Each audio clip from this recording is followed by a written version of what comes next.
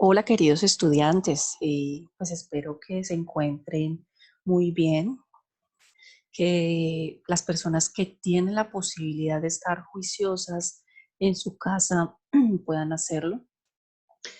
Esta clase es pregrabada porque la semana pasada teníamos clases programadas y el día de hoy, pero se han presentado pues muchas inquietudes respecto a las caídas constantes del Internet. Entonces, pues esperemos que esta situación se pueda ir manejando en el transcurso de esta semana y podamos tener una clase directa. Como también espero pues que todo esto pase pronto y podamos volver a tener nuestras clases presenciales. La clase de hoy es un balance general de los ejercicios que hemos hecho en las últimas 2 semanas. Muchas personas pues han presentado retrasos precisamente por el tema de acceso a Internet y pues estaba esperando que en su mayoría pudieran hacer los ejercicios para poder hacer este balance general. Antes de iniciar la clase, pues quiero felicitar a todas las personas que de una u otra manera han hecho un esfuerzo que es muy significativo, porque sabemos que estamos pasando por unas situaciones muy difíciles. En este momento, el mundo entero, no solamente Colombia o el Valle del Cauca o Guadalajara de Uga, está viviendo momentos de angustia e incertidumbre. Realmente es un sentir del mundo entero y es una oportunidad para que nosotros reflexionemos sobre por qué está pasando todo esto y no solamente por qué pasa, sino para qué pasa. Hay una gran diferencia entre hacer un análisis de por qué pasan las cosas y para qué pasan las cosas. Es necesario que después de esta pandemia que está afectando al mundo entero, eh, revisemos cómo estamos actuando como seres humanos frente al mundo, frente al otro ser humano, en nuestros diferentes roles de hijos, de padres, de parejas, de amigos, de integrantes de la sociedad. A todos nos ocupa una misma preocupación, preocupaciones a nivel de salud, preocupaciones a nivel económicas. Todo el mundo piensa qué va a pasar con la economía del mundo, del país, qué va a pasar con la salud. Muchas personas tienen miedo y es una oportunidad para decirles que independiente de todas esas emociones negativas que se puedan estar sintiendo en este momento, es necesario tener autocontrol, porque ese control es el único que nos va a ayudar a que las cosas no se pongan peor. Ustedes me van a decir, pero listo, pero estoy estresado, ¿cómo manejo ese autocontrol? Ese autocontrol se maneja tratando de estar tranquilos a pesar de todo lo que suceda. Por eso, en el enlace que voy a dejar en el foro de la clase, les voy a dejar también un enlace de Zoom de unos ejercicios que se están haciendo a las 7 a.m. y a las 7 p.m. a nivel nacional, que los está haciendo una fundación nacional que está aliada con el Colegio Colombiano de Psicólogos, donde se enseñan a hacer ejercicios de respiración. Aprendiendo a hacer estos ejercicios, pues vamos a nivelar un poco nuestros niveles de angustia, vamos a nivelar un poco ese estrés que podemos estar manejando. Entonces yo se los voy a dejar para que ustedes los practiquen en la medida de sus posibilidades, para que inviten a sus familias a practicar esos ejercicios. Bueno, pasando entonces a la clase, les voy a compartir el documento.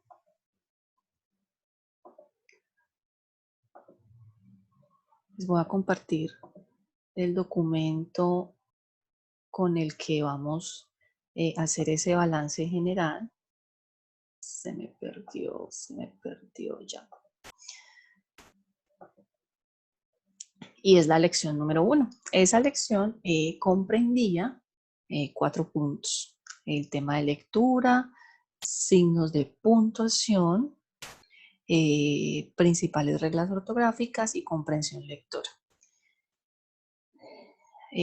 Alcanzamos a revisar algo de signos de puntuación en clase, pero entonces me quiero enfocar mucho en el tema de principales reglas ortográficas, que pude ver en los ejercicios, que efectivamente pudieron identificar las palabras que son agudas, graves, esdrújulas y sobresdrújulas.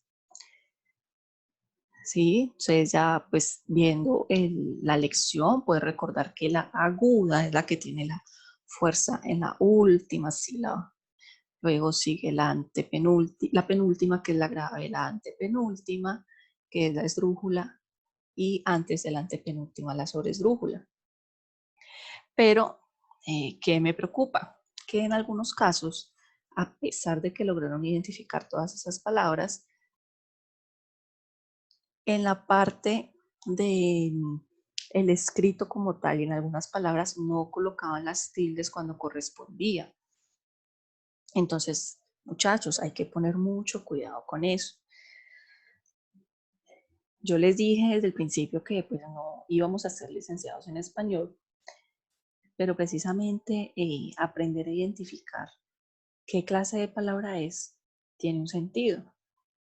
Y el sentido es poder colocar una tilde cuando aplique esa tilde. En ese orden de ideas, yo sí les recomiendo que hagan un gran esfuerzo por seguir colocando esas tildes. Este esfuerzo es de mucha práctica, es de practicar, practicar y practicar. Las personas que tienen acceso a Internet, que tienen un computador, utilicen el autocorrector para que se vayan acostumbrando a practicarles. Las personas que usan su WhatsApp, escriban utilizando las tildes, verifiquen eso, porque el tema de ortografía va muy ligado a la práctica. Yo les decía que las personas que tienen buena ortografía es pues porque escriben muchísimo. Entonces, nos toca escribir, nos toca practicar para que podamos desarrollar todas esas habilidades ortográficas. El otro ejercicio del que quiero hacer un balance es el de comprensión lectora.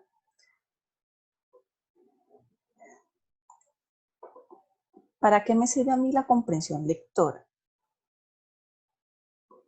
Me sirve para poder tener un análisis profundo y, como su nombre lo indica, pues poder comprender eso que estoy leyendo. Comprender no es aprenderse de memoria algo.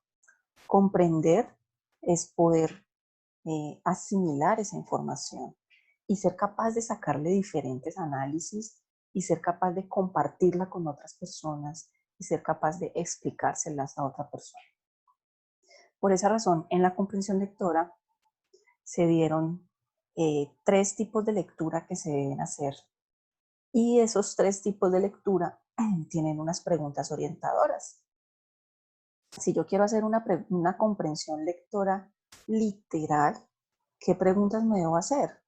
Son muy básicas, son qué, quién, dónde, cuándo y para qué. En todos los casos no aplican esas preguntas, depende mucho del texto. Ese en general a todos les quedó bien, porque era muy fácil para todos explicar qué sucedía con respecto a la tarea que se dejó, que era sobre el enfrentamiento que hubo entre la comunidad y el SMAT. Entonces, ¿qué pasaba entre ese enfrentamiento? Pues era muy fácil identificar que había sucedido un enfrentamiento, quiénes estaban involucrados, cuándo sucedió y en dónde sucedió. ¿Dónde se presentaron dificultades? En la comprensión inferencial. Vamos a recordar que la comprensión inferencial va ligada a identificar qué significa esa lectura. Puedo encontrar qué diferencias hay entre una cosa u otra. Puedo encontrar qué semejanzas y puedo sacar unas conclusiones. Cuando hablamos de una comprensión inferencial, es algo que no es evidente en el texto, sino que qué significa en ese texto. Importante, muchachos, no es qué significa desde mi opinión, sino qué significa desde el texto. Entonces es allí donde encontré varias cosas en el ejercicio. Por ejemplo, en la inferencial había una pregunta que dice, ¿qué significa el enfrentamiento entre la comunidad y el SMAT? Y algunas personas en esta pregunta de comprensión inferencial decían, es que los del SMAT son unos abusivos, es que ellos hubo un abuso de autoridad por parte de ellos. Y bueno, lo del abuso de autoridad sí podía ser parte de la comprensión inferencial, pero habían calificativos. Es decir, en algunos textos decía, es que los del SMAT son unos abusivos. Cuando yo ya digo que el SMAT es un abusivo, estoy metiendo es una comprensión crítica porque estoy dando una opinión de lo que hizo el SMAT. En la comprensión inferencial yo tengo que ir más a fondo. ¿Qué significa el enfrentamiento entre la comunidad y el SMAT? ¿Qué era lo que significaba? Es decir, que voy a ir más allá. ¿Por qué se presentó el enfrentamiento? Y muchos atinaron el ejercicio, porque el enfrentamiento se presentó porque hubo una falta de comunicación. El texto no me habla de falta de comunicación en ningún momento. Yo lo infiero. Yo estoy infiriendo desde mi comprensión inferencial que hubo un problema de comunicación entre el gobierno y la comunidad sobre la tala de esos árboles. Algunos me decían en el ejercicio, cuando yo les pregunto, en la pregunta de comprensión inferencial, ¿qué significa el enfrentamiento? Y decían, significa que hubo una tala de árboles, iba a haber una tala de árboles y entonces hubo un enfrentamiento. No, o sea, eso no es una comprensión diferencial, porque es algo que ya estaba en el texto. Eso es una comprensión más literal. Es decir, el texto nos está diciendo que hubo un enfrentamiento. En la comprensión inferencial yo tengo que hacerme las preguntas. ¿Qué significa? ¿Por qué se dio el enfrentamiento? ¿Qué era lo que realmente estaba pasando de fondo? Entonces, la comprensión inferencial es una comprensión muy importante donde yo no debo decir lo que ya está en el texto, ni tampoco debo colocar mi opinión personal. En el tema de la comprensión crítica, pues sí, no hubo ningún problema, todos pues, muy fácilmente plantearon su opinión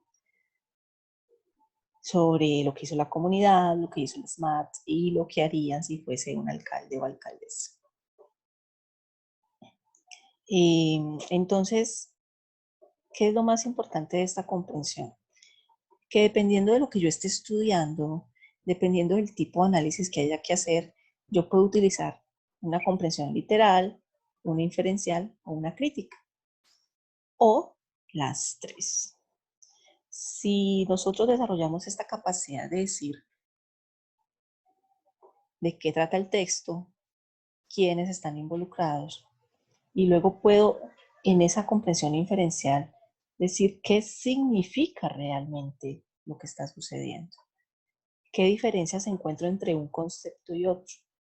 ¿Qué semejanzas encuentro entre un concepto y otro? ¿Y qué conclusiones encuentro? ¿De qué?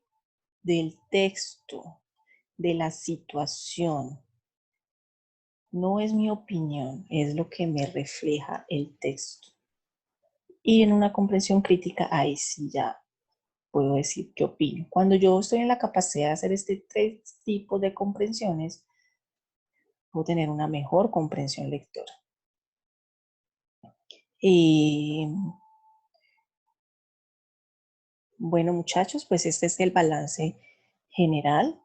Esta clase la voy a subir en un enlace de YouTube para que ustedes puedan verla en su celular, pues los que no tienen posibilidad de ingresar al Zoom, se la voy a enviar a su monitor para que puedan escuchar este balance general de las lecciones que vimos. Y también voy a subir la próxima clase que es sobre el tema de exposición. Entonces, pues hay personas que todavía están haciendo sus ejercicios. Les recuerdo mucho la solidaridad con sus compañeros, la posibilidad que si de pronto su compañero le puede enviar el texto y usted lo puede subir, se lo suba al Q10, pero si no, compartirle la información, compartirle la lección, compartirle la presentación para que su compañero pueda desarrollar las clases. Todos los seres humanos tenemos diferentes dificultades en la vida y ninguno sabe qué dificultades puede estar presentando un compañero en una casa. Entonces es el momento de ser solidarios y de aprender mucho de esta situación que estamos viviendo todos actualmente. Espero entonces que se encuentren muy bien y próximamente estaré subiendo la segunda lección, que es el tema de exposición. Un abrazo, muchachos.